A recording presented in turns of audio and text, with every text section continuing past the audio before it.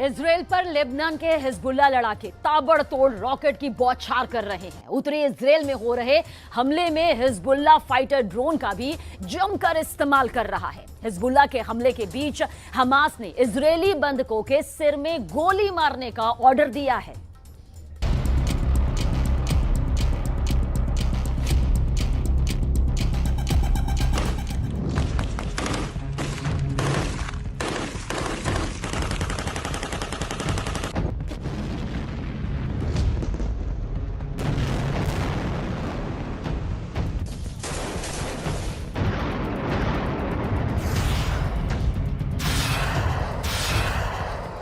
Israel का Hamas से युद्ध चल रहा है।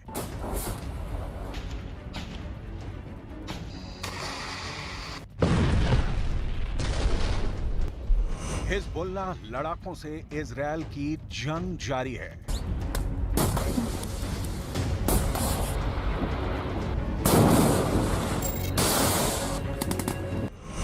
अब क्या अगला नंबर जॉर्डन से आर पार की लड़ाई का है?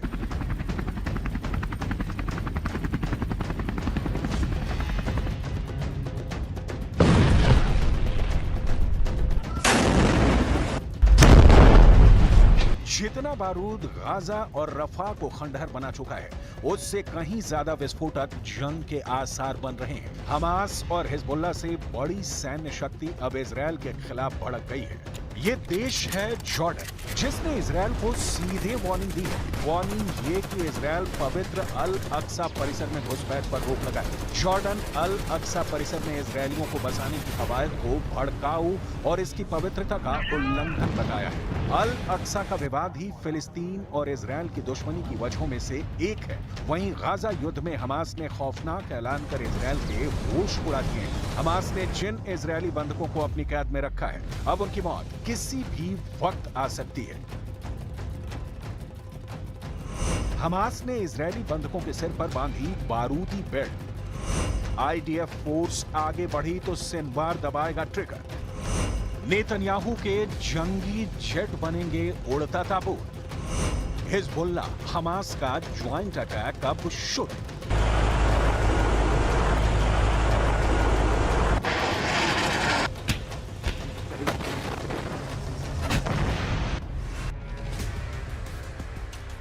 हमास युद्ध सबसे विस्फोटक दौर में पहुंच चुका है। जहां हमले की लिमिट क्रॉस हो चुकी है, वहां विध्वंसक हथियारों की मार अंधाधुंध हो रही है, जिसके बाद बारूदी बैटल में हमास को फुल बैकअप भी मिलने लगा है। ये बैकअप दे रहे हैं लेबनान के हिजबुल्लाह लड़ाके, जिन्होंने इजराइल पर एक दो नहीं 250 से ज्यादा रॉकेटों की बौछार कर धुआं करने की कोशिश की है। हिजबुल्लाह लड़ाके अपने टॉप कमांडर की मौत का इंतकाम लेने के लिए इजराइल से आर पार के युद्ध के मूड में है।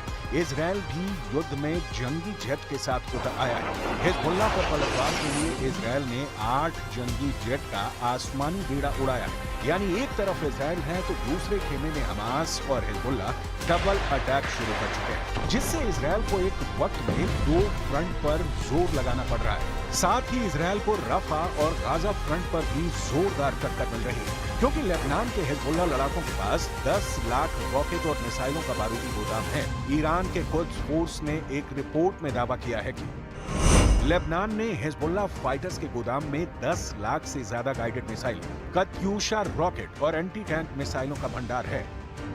कुद्स फोर्स की रिपोर्ट में यह भी दावा किया गया है कि लेबनान फ्रंट से इजराइल पर हमले शुरू हुए तो पूरा देश गवाह हो सकता है, क्योंकि हिजबुल्लाह फाइटर इजराइल की पावर सप्लाई को मिसाइल धमाके से ध्वस्त करने का मंसूबा बनाकर बैठा है।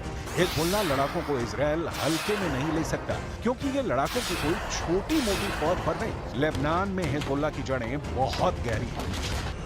लेबनान में हिजबुल्लाह के पास 20,000 ट्रेंड लड़ाके हैं, जिनके पास दुनिया के सभी आधुनिक हथियार हैं।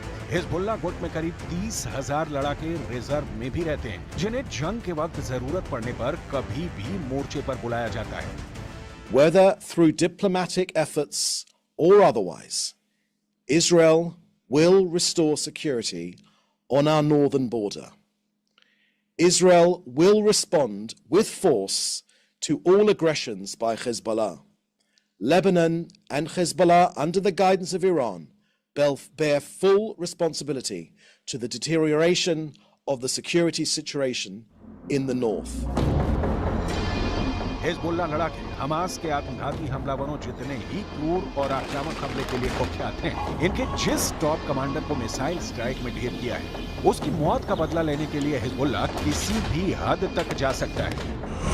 बुधवार को इजरायली सेना ने साफ किया कि उनकी स्ट्राइक में हिजबुल्लाह का टॉप कमांडर अब्दुल्ला तालेब मारा गया है। अब्दुल्ला तालेब को इजरायल ने दक्षिण पूर्वी लेबनान में उसके ठिकाने पर मिसाइल हमले में ढेर किया है। अब्दुल्ला तालेब को हज अबू तालेब के भी नाम से जाना जाता है। अब्दुल्ला तालेब हिजबुल्लाह की लितानी नदी डिवीजन का कमांडर था। इजरायली सैन्य बल ने अब्दुल्ला के साथ 3 और कमांडरों के मारे जाने की पुष्टि की है।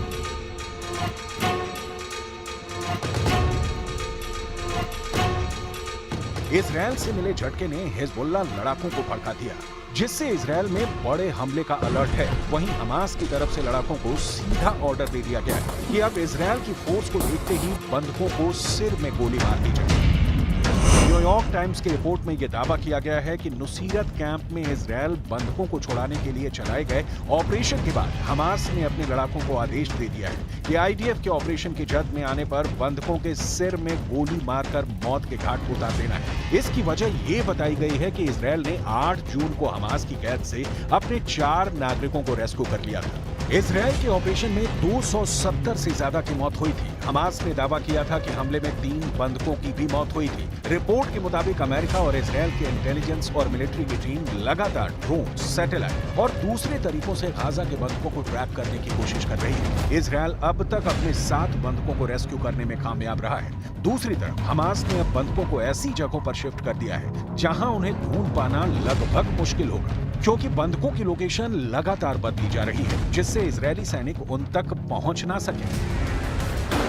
हालांकि इजरायली फोर्स अटैक मोड में है। रफा और गाजा के चप्पे चप्पे को खंगाल रहे आईडीएफ सोल्जर हमास लड़ाकों का सफाया करते हुए बंधकों की रिहाई का ऑपरेशन चला रहे हैं, क्योंकि यूएनएससी में इजरायल पर जल्द से जल्द युद्ध खत्म करने का दबाव बढ़ता जा रहा है। उधर 8 महीने से चल रही जंग में हमास के भी हौसले पस्त होते जा रहे हैं। हमास ने अमेरिका समर्थित युद्ध विराम प्लान मानने की हामी भर दी है। हमास इजरायल के साथ परमानेंट गाजा सीज फायर की भी गुहार लगा रहा है। यूएनएससी में इजरायल हमास जंग रोकने का प्रस्ताव 10 जून को ही पास हो गया था। अमेरिका के पेश किए गए प्रस्ताव पर हुई वोटिंग में 15 में से 14 देशों ने पक्ष में वोट डाला, जबकि वीटो पावर रखने वाले रूस ने प्रस्ताव से दूरी बनाई। अमेरिका के सीज फायर प्रपोजल में 3 फेज में जंग खत्म करने की बात कही गई है, जिसमें पहले फेज में 6 हफ्ते का सीज फायर होगा। इस दौरान हमास के कैद में मौजूद कुछ इजरायली बंधक और इजरायल की जेल में बंद फिलिस्तीनियों की रिहाई की बात कही गई है। इसके बाद दूसरे फेज में जंग को पूरी तरह से रोककर बाकी बंधकों को रिहा कर दिया जाएगा। आखिरी फेज में गाजा पट्टी को फिर से बसाने का जिक्र है। प्रेसिडेंट बाइडेन दावा कर चुके हैं कि इजरायल इस प्रस्ताव को स्वीकार करने को तैयार है, लेकिन नेतन्याहू युद्ध खत्म करने के मूड में कतई नहीं दिख रहे, क्योंकि उन्होंने अमेरिकी सीज फायर प्रस्ताव के केवल कुछ हिस्से पर सहमति जताई है। नेतन्याहू ने ऐलान कर रखा है कि हमास के खात्मे तक ये युद्ध रुकने वाला नहीं। अमेरिकी विदेश मंत्री एंटनी ब्लिंकन ने भी गाजा युद्ध के और विनाशकारी होने की भविष्यवाणी कर दी है। ब्लिंकन ने दावा किया कि हमास ने युद्ध विराम की शर्तों में बदलाव किया है, जिसमें कुछ शर्तें मानना मुश्किल है, यानी जंग जारी रहेगी और जोरदार भी होगी।